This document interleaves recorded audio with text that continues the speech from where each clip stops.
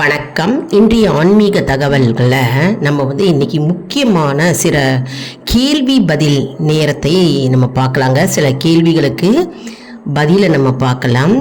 அதாவது பெண்கள் திருமாங்கல்ய சரட்டினை எவ்வளவு நாட்களுக்கு ஒரு முறை புதுப்பிக்க வேண்டும் அப்படின்னு கேள்வி கேட்டிருந்தாங்கங்க நம்முடைய சப்ஸ்கிரைபர்ஸு. இப்போது பார்த்தோம்னா சரடு ஒரு நூலிழை பிரிந்தாலும் சனி செவ்வாய் தவிர இதர தினங்களில் நல்ல நேரம் பார்த்து புதுப்பித்து கொள்ளலாம். சனிக்கிழமையும் செவ்வாய்க்கிழமையும் தவிர மற்ற நாள்களில் நல்ல நேரத்தை பார்த்து நம்ம திருமங்கல்யம் சரடை புதுப்பிக்கலாம்ங்க. மாங்கல்ய சரடு எப்பொழுதுமே மஞ்சள் கயிற்றில் இருப்பதே விசேஷமாகும். சரிங்களா? இப்போ அடுத்த கேள்வி பூஜை அறை எந்த திசையில் இருக்க வேண்டும் அப்படின்னா, கிழக்கு நோக்கி சுவாமி படங்களுக்கு கிழக்கு நோக்கியே இருக்க வேண்டும். வசதி இல்லை அப்படின்னாக்க நாம் வணங்கும் திசை தெற்காக இல்லாதவாறு, தெற்கில் இருக்கக்கூடாது. நம்ம வணங்கும் போது தெற்காக இல்லாதவாறு படங்களை வைக்கலாம். தெற்கு இல்லாதபடி நம்ம சுவாமி படங்களை வைக்கலாம். இந்த கேள்வி பதில் அனைத்தும் ஸ்ரீ ஜெயேந்திர சுவாமிகள் அருளியதுங்க.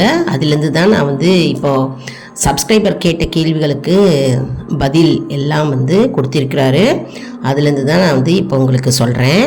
இப்போ அடுத்தது பார்த்தோம்னா, தீபங்களை எவ்வாறு அணைக்க வேண்டும் அப்படின்னு கேட்டிருக்காங்க. அப்போது பால் 2 சொட்டு அல்லது குங்குமம் இட்டு தீபத்தின் திரியை நிதானமாக எண்ணெய்க்குள் இழுத்து விடவும். வாயால் ஊதக்கூடாது. ஏற்றும் போதும் தீபத்தின் முகப்பில் குங்குமமிட்டு ஏற்ற வேண்டும். ஒரு தீபத்திலிருந்து மற்றொரு தீபம் ஏற்றவே கூடாதுங்க. முதலில் கை விளக்கை ஏற்றிக்கொண்டு அதன் மூலமே ஏற்ற வேண்டும். முதல்ல ஒரு துணை விளக்கு இருக்கும் இல்லையா, அகல் விளக்கை ஏற்றி வச்சுட்டு தான் மற்ற விளக்கெல்லாம் நம்ம ஏற்றணும். எப்பவுமே வாயால் நம்ம ஊதி தீபத்தை அணைக்கக்கூடாதுங்க. பால் 2 சொட்டு விடணும், குங்குமம் இடணும். எப்பவுமே தீபத்தை நம்ம தீபத்தாயாய் அம்மனாய் வழிபடுகிறோம் இல்லையா, அதனால் விளக்கு ஏற்றுறதுக்கு முன்னால் குங்குமத்தை நம்ம விளக்கில் இடணும். பால் 2 சொட்டு விடணும். அப்புறம் தீபத்தில் மற்றொரு தீபம் நம்ம ஏற்றக்கூடாதுங்க. மற்றும் எலுமிச்சை விளக்கை வீட்டில் ஏற்றக்கூடாது, கோவிலில் ஏற்றுறாங்க. அதுதான் விசேஷம். வேண்டிய பலன் கிடைக்கும். நம்ம சேனலை லைக் பண்ணுங்கள், ஷேர் பண்ணுங்கள்.